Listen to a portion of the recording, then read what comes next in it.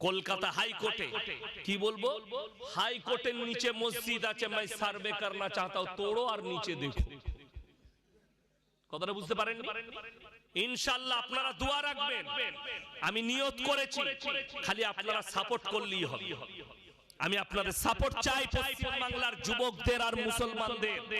আমি গিয়ে দাখিল করব কোর্টে কেস, আমি উকিল ধরে, যে কলকাতা হাইকোর্টের নিচে মসজিদ আছে পুরনো আমাদের বাপ দাদরের আমলে, मैं সার্ভে करना चाहता हूं, और जहां पर नबान्नो है আর মসজিদ তার নিচে মন্দির খুঁজছে, খাজা মঈনুদ্দিন চিশতি রহমাতুল্লাহ আলাইহির কবর, বলছে তার নিচে শিবের মন্দির আছে।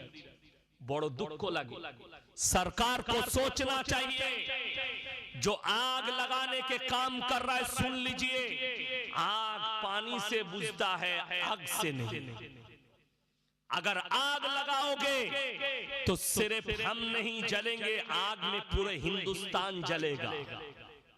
और याद रखना, तुम अगर सोचते हो कि मस्जिद को तोड़कर अल्लाह को मिटा देंगे, इंशाअल्लाह हिंदुस्तान के सारे मस्जिद को मिटा दो, हमारे दिल और दिमाग से हमारे अल्लाह रसूल के मोहब्बत नहीं मिटा सकते।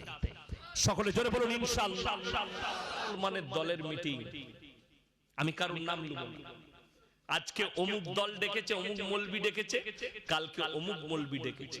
अरे ये कह रहे हैं तुम बटोगे तो कटोगे, मुसलमान तुम भी बटोगे तो तुम भी कटोगे। आ जाओ एक स्टेज पर, और हिंदुस्तान के सरकार को हम दिखा देते हैं, ये वक्फ के जमीन हमारा बाप का है, तुम्हारा बाप का नहीं। लेकिन उलमाओं को एक स्टेज